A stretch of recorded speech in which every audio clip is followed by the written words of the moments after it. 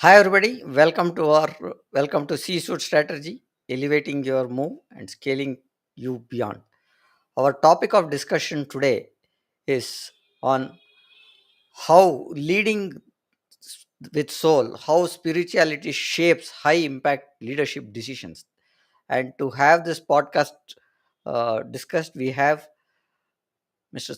Sandeep Amar Gupta, creator of the She framework, board member, PSA speaker, mentor, coach, joining us today. Let's welcome our esteemed speaker to the podcast event. Hi, sir. Welcome to our podcast, sir. How are you today, sir? Yes, good evening, Prem. It's always a pleasure to be on your podcast. Thank you very much for inviting me.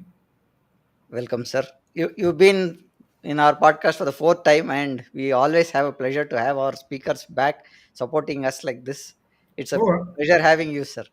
I didn't realize this is my fourth time. Yes, sir. So that shows how good you are and how much do I enjoy coming on your platform, right? Yes, sir. Yes, sir. Sir, let's dive into the topic. Now, why should a result driven leader even care about leading with soul in the first place, sir? What do you mean to say leading with the soul, right? Yes. Yeah. Now, to answer your question, we got to look at what is leading by the soul. Now, leading by the soul means that you are looking at the other people as human beings, as an extension of yourself. You're looking at them with values. You are giving priority to values rather than vanity. You see, and what is the job of a leader? The job of the leader is to inspire, influence, motivate, keep the flock together, and take them forward to a common goal. Now, let me ask you a question, Prem, and to your audience. If your boss looks at you as a human being, values you, includes you on one hand, on the other hand, your boss is arrogant, is a slave driver, whom would you give your hard work for? Whom would you support?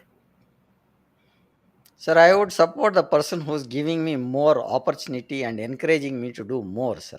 That's the person I would definitely look at. Okay, so now if you would support a person who's giving you more opportunity, that means the person has to look beyond himself or herself. And the ability to look beyond himself and herself and take the entire team forward by giving them opportunities is a result of leading from the soul. Because then the person does not look only towards himself or herself, but looks for the welfare and, should we say, welfare and growth and evolution of the entire team. Okay. So, does that answer your question? Yes, sir. It does. It does. Yeah. So, what we are saying is a person who gives us the platform to grow, experiment, and do something and supports us is a person whom we should look at. And that's what we talk about leading with soul. Am I right in saying that, sir? Yes. Well, that's one aspect of it. One There are aspect. other aspects also, but Okay. yes, to answer your question, that's an important aspect. Thank you, sir. What in what is in for me is always a question that is being asked in most of the discussions that we as a team member, as a manager, or a C-suite executive, when my boss brings spirituality into decision making. Okay, that's a very interesting question, and a lot of people do ask, what is spirituality? Spirituality is all about knowing why do you think the way you think and act and moving from selfishness to selflessness. Okay. If my boss brings in spirituality to the workplace, which means he's doing away with selfishness or trying to do away with selfishness and moving the team towards selflessness, there's more camaraderie, there's more mutuality, there's more support with each other, the culture changes. You are motivated, you are encouraged to contribute more, which gives you an opportunity to grow. So, spirituality is one thing, which apparently might look okay, it's not connected with money or growth or the material world. The truth is, it is connected. We humans live on two planes, the internal plane and the external plane. Money, growth, achievements nourish the external plane, that's the physical plane. Spirituality, which, like I said, is a journey, internal journey from selfishness to selflessness, nourishes the inner world. And whatever the quality of your inner world is, that determines the quality of your external world. So, personally, I think if anyone's boss brings in spirituality to the workplace, I'm talking about spirituality, not religion, okay? Okay. Yeah. Don't confuse. It's not So, people should not confuse. confuse. Yeah. Those employees should consider themselves to be very lucky. Absolutely, sir. I think you made a very important point to the audience saying that don't confuse it because we are talking about spirituality. Again, I want to emphasize we are not talking about religion. We're talking about spirituality and how you can bring alignment to what you're doing and what you like. That's what we are talking about. Now, coming to the next point, sir, growth targets versus burnout. Because most of the time what we see is people talk about this burnout, and this is becoming a hot topic nowadays, right? Where how do you reconcile hyper scaling with inner stillness so targets don't taught your talent? Okay, it's a very simple thing. You talked of burnout. Why does a burnout happen? A burnout happens because there's uncertainty in your mind. It happens because of stress. It happens because of what if theorem. What if this thing happens? I don't achieve the targets. These are the causes. And what does spirituality do? Spirituality, if you practice it properly, it slows you down internally. Now, you could say that the external world is moving fast, and if I'm internally slow, I will miss the bus. No. If when you are internally slow, you think better, you decide better, and you make lesser mistakes in the outer world.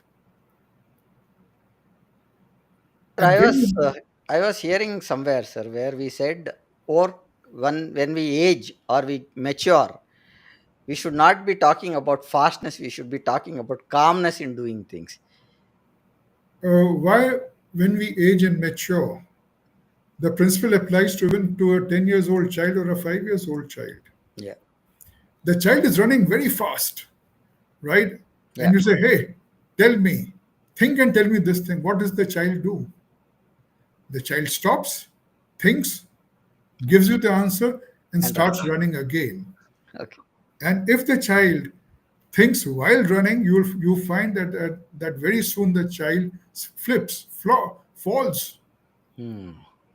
Right now, internal peace, internal calmness, internal slowness accelerates outer speed. Okay. Okay, Yes. and hyper speed internally slows you down externally. So the choice is yours. It depends on what you want to look at, right? Yes, if you want to continue with burnouts, keep running Keep running. internally. Yeah. And if you want to be away from burnouts, achieve, remain relevant, calm your inner world, apply yourself, and see the magic happen. Sir, layoffs on the table are a sole first script for communication hard calls without killing culture. How do we look at this, sir? Well, layoff is a very, say, traumatic experience. You see, it's not only asking the person to go, or it does not affect one person, it affects the entire family of the person. Yeah. You see, if 100 people are laid off, probably 500 get impacted.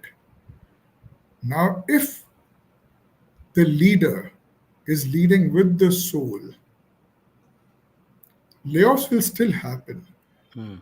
but he or she, can reduce the impact, the psychological impact on the person through talks, through explaining things, through showing empathy, to helping the person upskill himself or herself, or helping the person to get another job. But whereas a person who's not leading from the soul just comes and give you the pink slip and says you're not required from tomorrow. Yeah. So what we've seen is most of the cases the other way only, sir. They come out and they say, from tomorrow we don't need you, kind of stuff is what we've seen. But as a leader, you look at path of showing them to grow and keep them consistent without having a challenge is what I think that you are referring to. Am I right in saying that, sir? You're right, you see. And secondly, Prem, in our life, in business, everything is relationship. Yeah. It is not transaction. If I come and give you a pink slip, right, and say, and just turn my face and walk away and tell my security people not to allow Prem to enter the premises tomorrow, right? And I pay you off and everything is done. Mm. That is more like a transaction. Yeah. There's no relationship in that. But in case I say, okay, Prem, this is the reason we had to take this step. Mm. You're a brilliant worker. Why don't you upskill yourself this way? And these would be the avenues or opportunities open for you. And I help you. Yeah. Then what am I doing? Okay. I am ensuring my future by helping Prem, because I do not know that tomorrow I might be in the same situation. Yeah. And plus, I'm establishing a long term relationship. True, sir. Sir, how we've been talking in last 10 minutes about spirituality. Now, how do we define spiritual leadership in high stake corporate environment? Because again, we are talking about leadership one side and we are talking about spirituality one side. Prem, can you reframe the question? Because whether it's high stake or low stake, Okay. the definition of spiritual leadership is going to remain the same. Okay. So, would you like to rephrase your question? uh, how do we define spiritual leadership in an environment? That would be a ideal space. Okay, brilliant. Spiritual leadership. Yeah. Okay. Now, spiritual is a noun which comes from the word spirit. Okay. Now, what is spirit? Across traditions, across thinkings, across ages, it is believed and established that spirit is the life giving creative force. Spirit. Okay. And when it enters the human being, we call it the soul. Hmm. Now, what are the attributes of the spirit?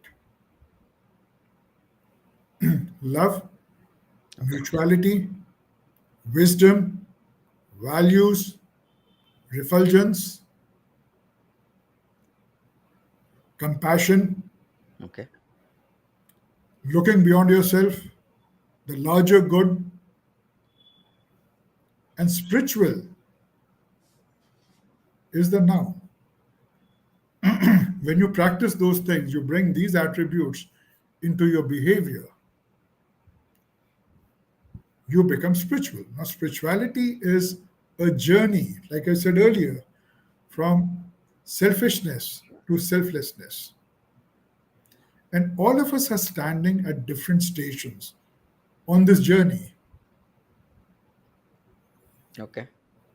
Therefore, the spirituality could differ, but By definition, we could say when the leader brings in the characteristics of the spirit into his behavior and leads, it is spiritual leadership.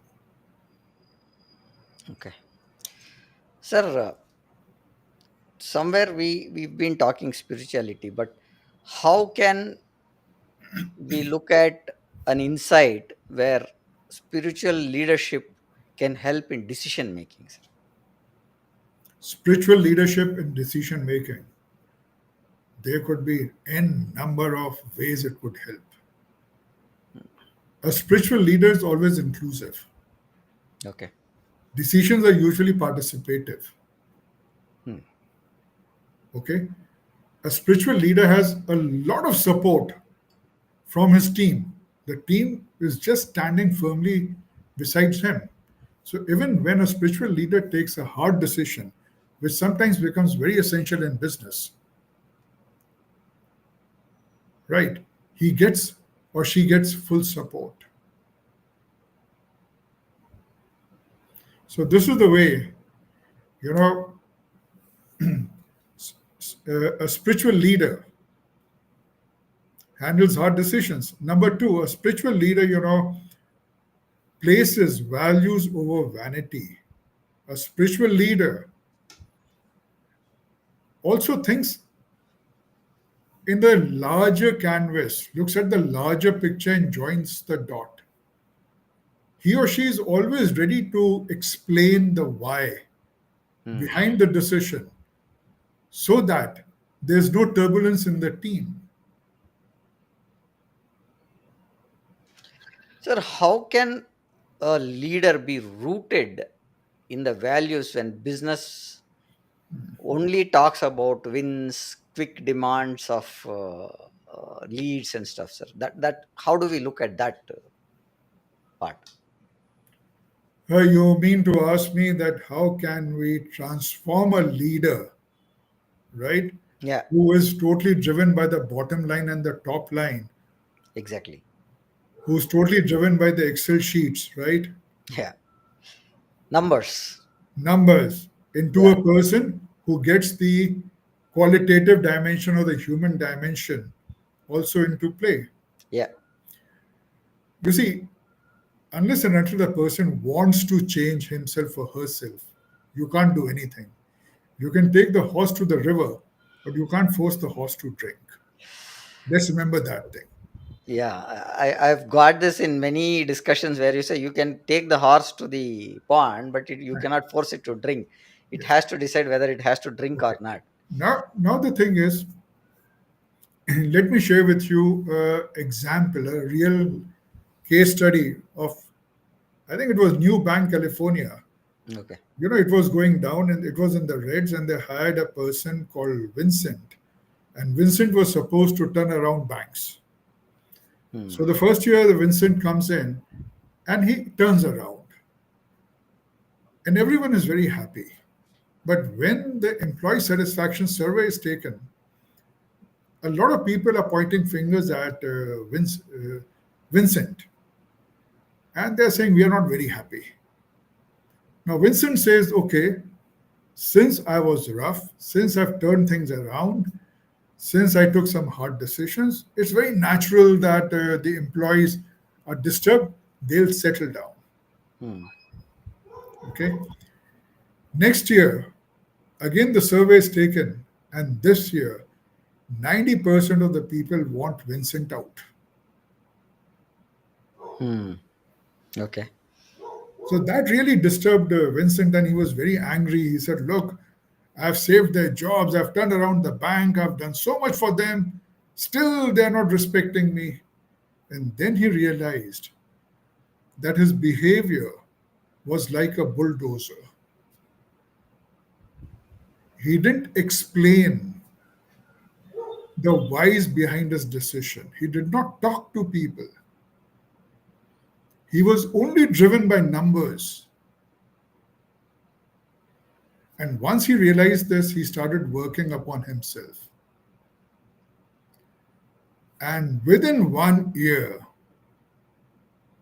Vincent was the hero for the employees.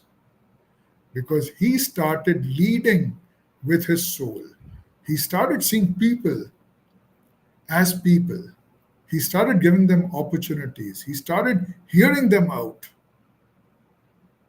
He started behaving with them the way he wanted them to behave with him. And that changed the entire. And this way, Vincent developed the most productive team the bank had ever seen. Sir, your point of mentioning is that there are two scenarios that we took, one with the numbers and one with the people centric approach. Am I right in saying that, sir? Right? And the transformation happened only because of Vincent. At both scenarios, we had Vincent only playing the role there. Yes. Yeah. Okay.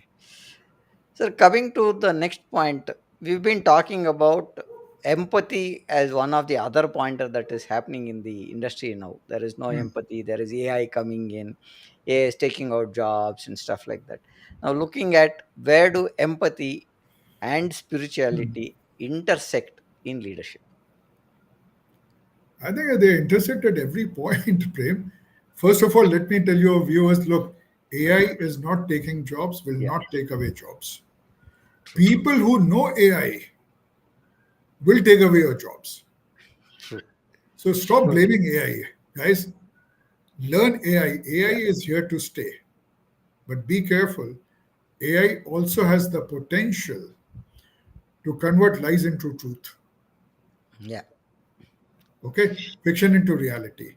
Now, coming to your question, you see, what is the journey of spirituality? Like I've been saying, a journey from selfishness to selflessness. This means you are increasing your potential to be inclusive.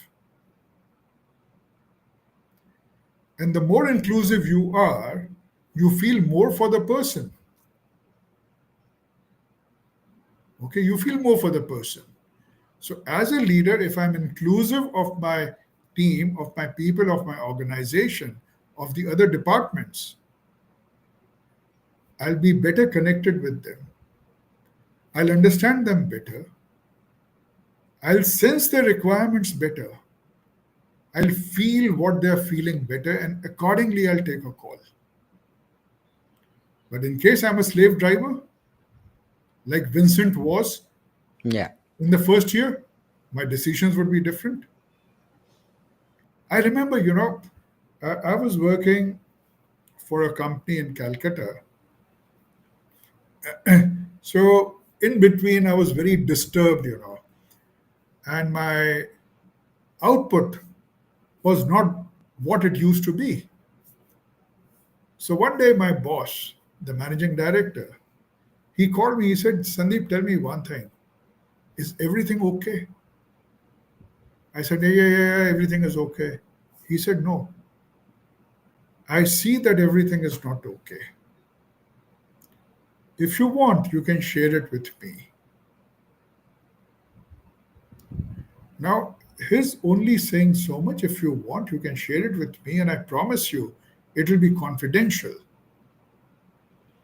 Was sufficient for me to decide that, hey, when Shapan is taking such a stand for me, I need to give my best.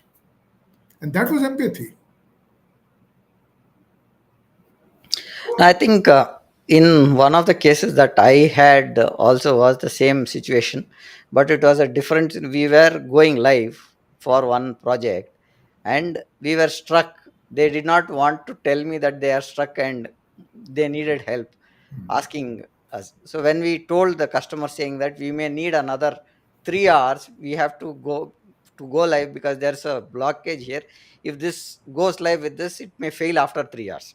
So we asked them to shift the go live situation to another 3 hours, which when we told customer was very happy, saying that you bring up the system live and then it breaks. Rather than having that, we get this rectified and go live. After 3 to 4 hours, we went live. The customer appreciated us, saying that we did not go down because we wanted to keep the time. We just told that this is the situation we are in, we are having a technical glitch, and that is why we are looking at that. Gave strong feel of comfort to the team to work more, and the confidence to show up and say I have a challenge is one thing that we understood, sir. That is one thing we got very clearly from the team, saying that there was a backing from the customer, from the management, saying that if there is an issue we can talk. Yes. So empathy is basically feeling what the other person is feeling and reacting to it. But to all the leaders, I would like to say they need to move to compassion from empathy, because Mm, empathy also has a negative point. okay. You see, you start with feeling what the other person is feeling, and then the feeling grows on you in such a way that you also start feeling the pain and sadness which the other person is feeling. Okay, now when you talk of compassion, compassion is empathy plus an ambition to help the other person. So once you get compassion into play, you first feel for the person, and then the stimulus is transferred to another part of the brain. Your attention shifts from feeling to helping. And then you constructively and productively help the other person to come out of that pain. So I'm a are you there, Prem?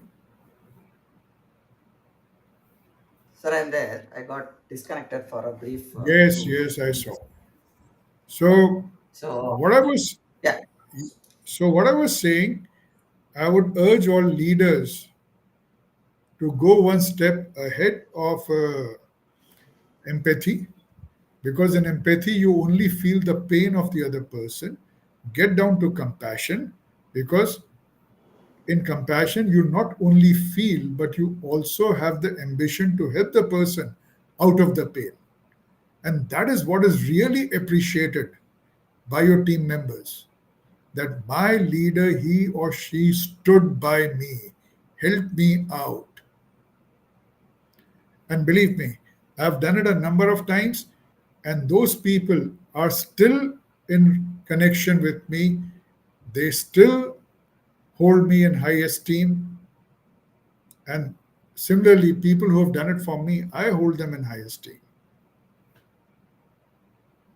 Thank you for that, sir. It's a very important point that we hold up each other when we need, is one pointer that is coming up in our discussion today.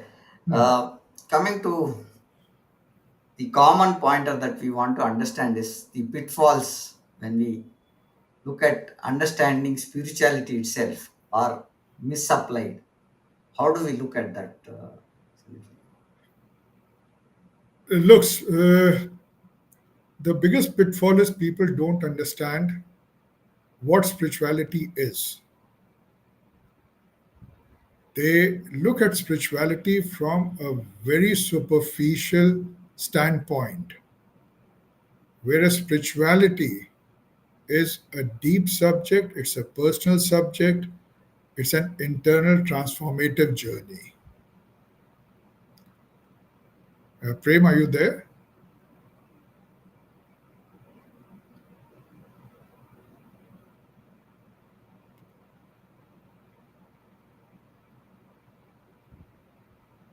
Prem?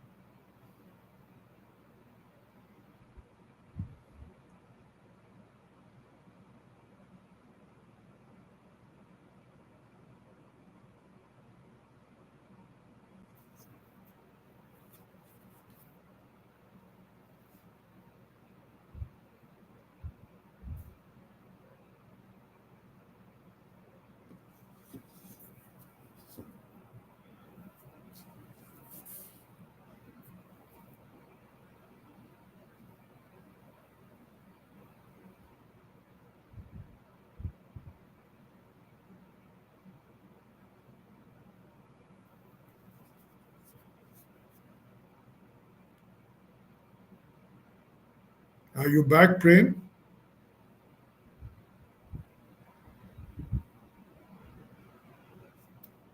Prem, I can't hear you. I cannot hear you, Prem.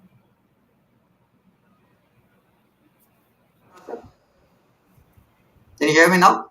Yes, I can hear you now.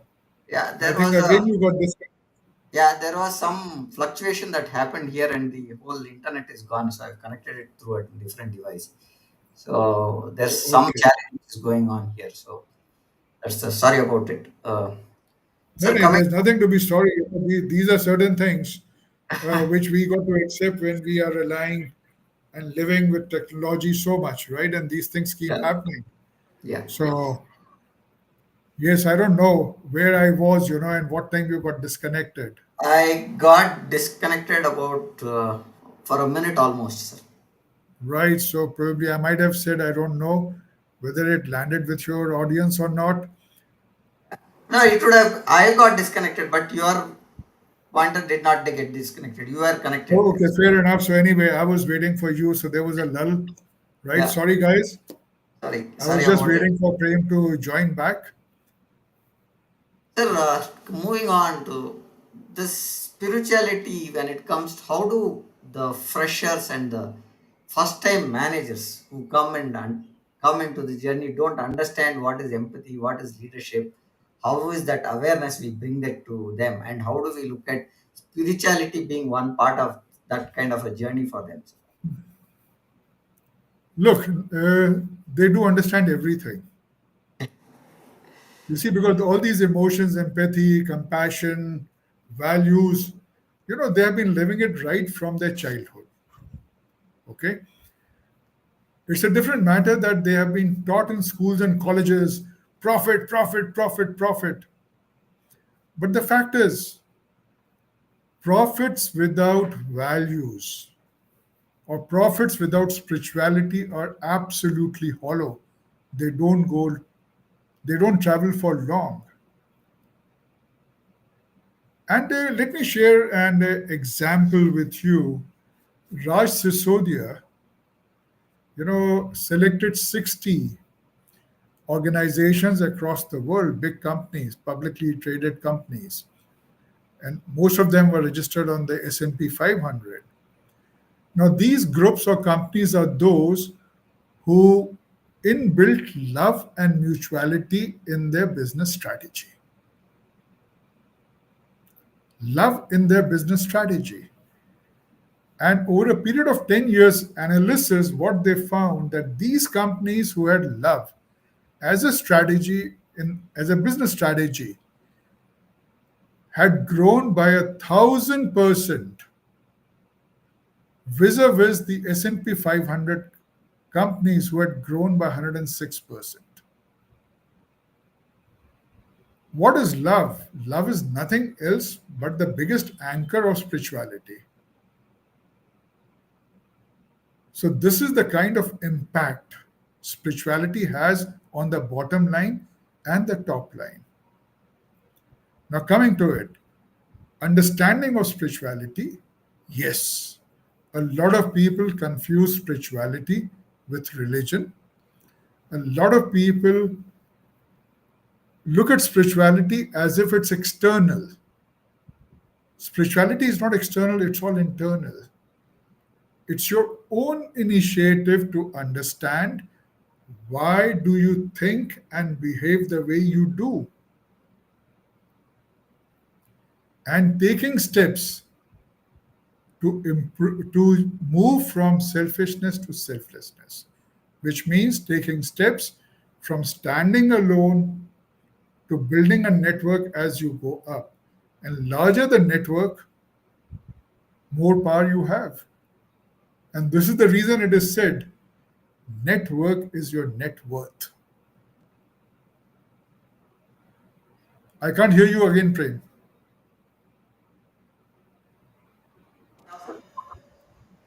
Now, sir, can you hear me?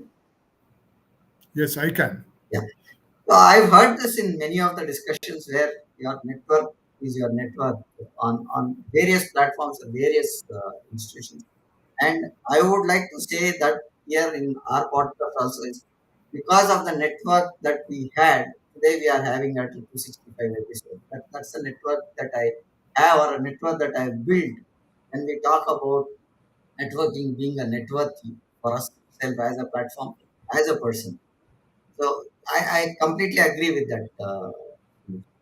So coming to the next point, what role does silence or reflection play in shaping leadership daily decisions? Look, number one, spirituality is not about silence. Okay. You see, spirituality is all about participation. Hmm. So when you say this thing, it seems you're confusing the internal silence, that's the chattering of the mind, with external silence. No, Okay. there are two voices working in us simultaneously, the voice of our soul and the voice of our body or the mind. The voice of the body or the mind is much louder and aggressive vis-a-vis the voice of the soul, which we call intuition, which comes as a whisper. So when we say internal silence, what we mean is to put the mind chatter aside and listen to the whisper of the soul. Okay. Now, this does not translate into external silence. I might choose to be silent externally depending on the situation. But from where is that decision coming not to speak at the moment? That is coming from my internal silence.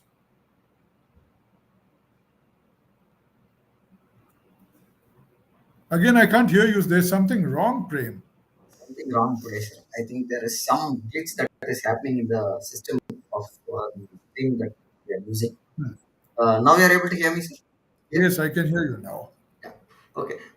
Coming to the next point that I want to look at, can we describe a decision that looked irritated on paper but felt deeply right when we discussed it? Oh, well, yes, it's happened a number of times with me. Recently, I was the chair for an international summit. Okay, and one of my personal mandates was to get all the branches, all the chapters of the organization together and participatively create the summit. Now, there were certain people, you know, on paper they were diamonds. They were diamonds, and Yes. they were also powerful, right, and also popular. But when I saw their contribution, Mhm. it was very low, and my heart said, if you want to make the summit a success, you got to wean them out. You got to put them aside, sidetrack them. I did that. I faced a lot of criticism, I faced a lot of anger also, and I faced a lot of pressure also. Hmm. But since they were out, the new team was in, which worked really very hard and made the summit a success. All that anger, all that pressure, all that ill feeling was swept away. And today it's been 2 years and people just talk of the success. So it was a hard decision. And certain people told me that, look, you are Jebediah thing. But then it was a call which I took because if you have these people, you will not achieve what you want to achieve. I was reading somewhere also, Sandeep sir, on this one is there was a high achiever, right? And there was, he made his numbers, but he did not manage his team very well, right? And he was Hmm, arrogant. That's what we discussed in one of the question also some time back, saying that hmm, this is what happens when we talk about high achievers, and they don't value the uh, contribution or the work the others are doing. Are we talking in that lines here, Sandeep? Sandeep, No, but can you again rephrase the question? High achievers, yes, they are high achievers, they but are, but they did not manage, or they had a very good relationship with the team. This is like what Vincent's case is there, right? Where, exactly, yeah, exactly. You see, yeah, what happens? The high achievers, they miss the bus of managing their internal, and when they don't manage their internal, what happens? They become very egoistic. They become, it's all because of me. And the truth mm, is, it is never because of one person. It's yeah, always a team effort. There's always support, direct and indirect. yeah. If you want to fight the war by yourself, all by yourself, and take all the medals, why would people come and fight for you? And if you take them along, inspire them, motivate them, equip them, give them opportunities, like you said, right? Treat them as human beings, be empathetic towards them. They will fight for you and give you all the credit. I was looking at that five leadership levels of John C. Maxwell. In Hmm. that, he says first you get into a place where you start, then you go up the ladder, and to the last, people give you that title. You don't need to take a title there. People will say, this is the person who can help us, or this is the person who can give us that kind of a role, or leadership that I can take without him just being behind, the team will perform. Okay, but what makes the person reach the last level? How many people reach the last level? Have you analyzed the people at the last level, which you are referring to as the last level, and the people below that last level? What is the difference between them? Difference in terms of attributes, difference in terms of behavior, difference in terms of treating their peers. And if you map that difference, Prem, it'll again point out to what I'm saying. True, sir. Exactly. Coming to the next point, how can leadership bring spirituality into one-on-one and town halls when they do large events like that? Is a way that we can look at Be authentic, be transparent, it. Okay, encourage questioning, right? right. So be authentic and give the sense that this is where we stand and how we take a direction. Is that what we are talking about, sir? Yes, call for suggestions, Hmm. appreciate, reward. Okay.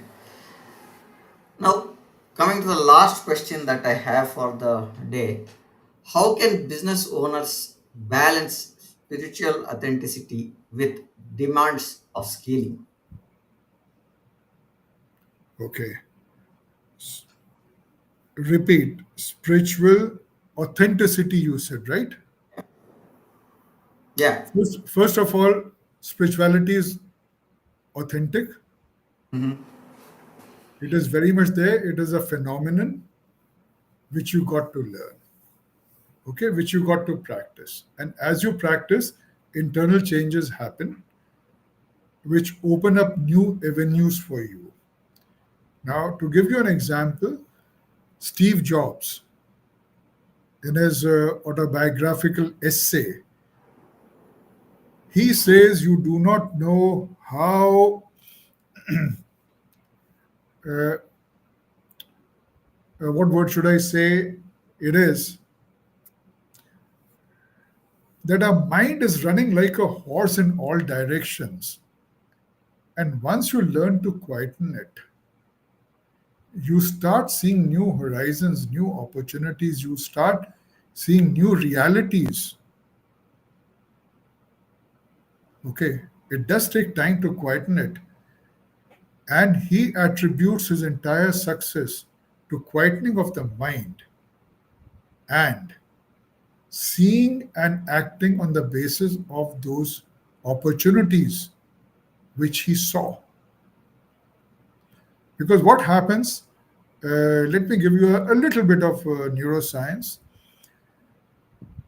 When you quieten down, you are releasing your attention.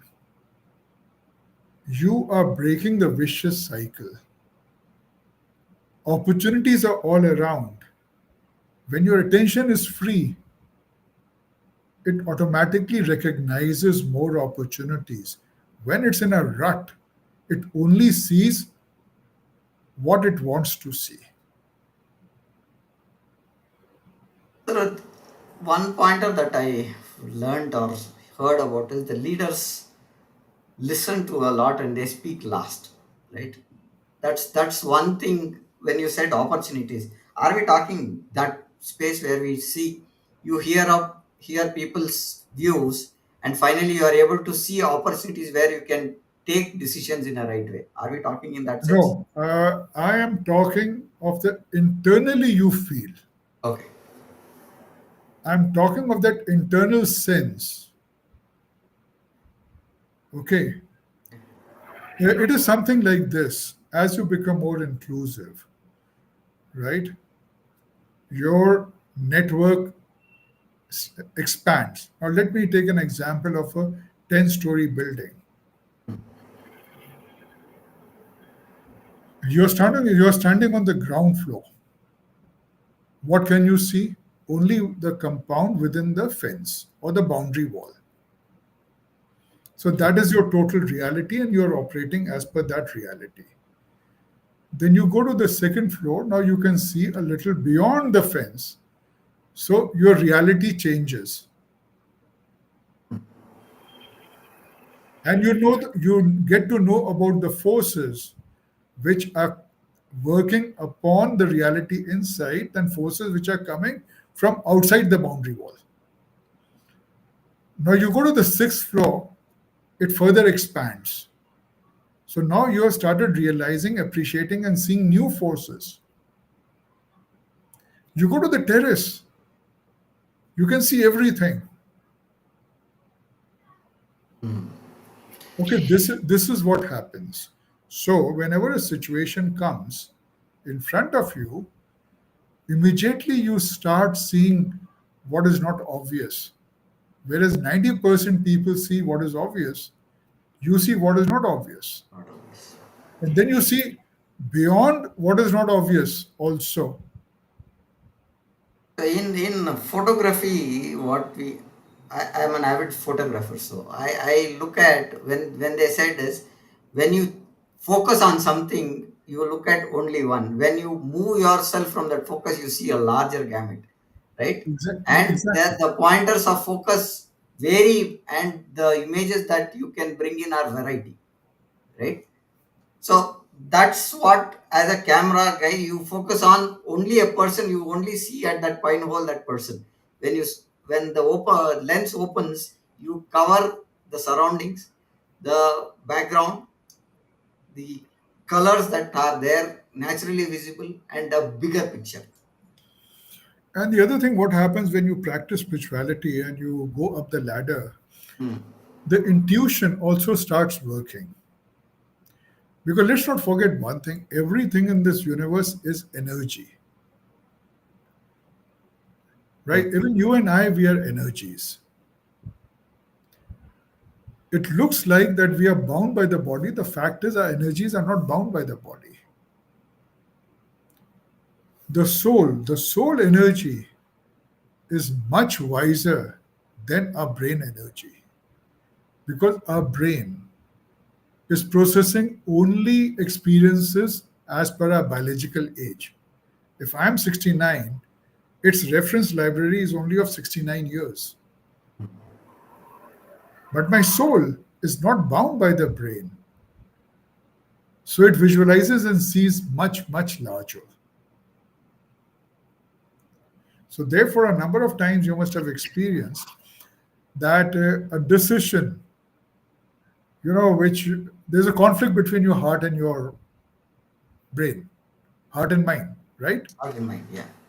And your someone in your family says, "Hey, let's go with the heart." Now you don't feel like going with the heart. Still, you go with the heart because you didn't want a fight in the family. And later on, you realize that this was the correct decision, going with the heart, however illogical it may have sounded at that point of time.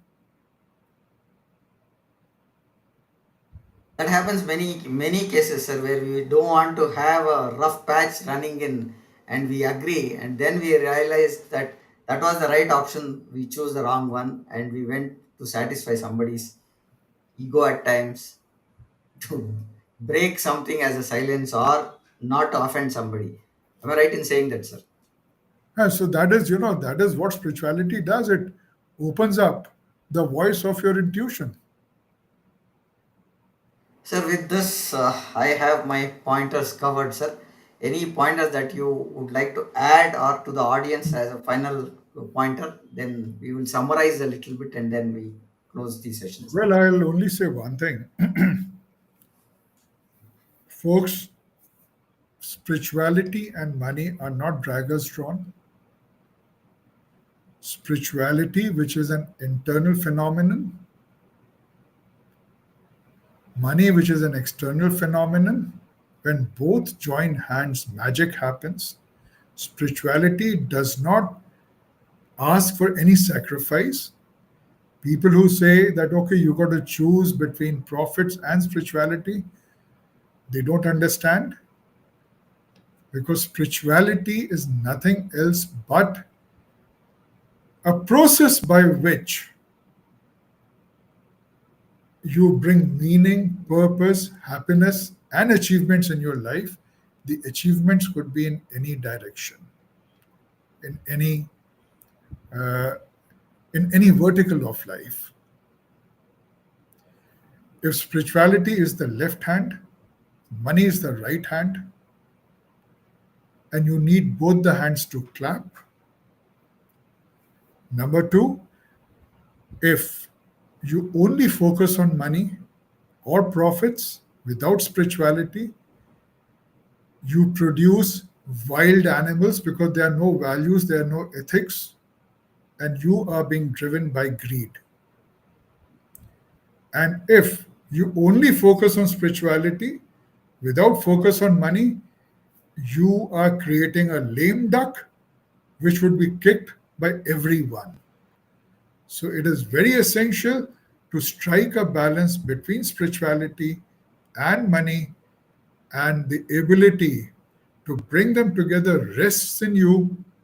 And when you bring them together, believe me, they support each other and both flourish. Thank you about that, sir. I would like to add few pointers what Sandeep sir has been discussing since we start of the session about 50 minutes back. We started with leading the soul. What is that it takes as a first place?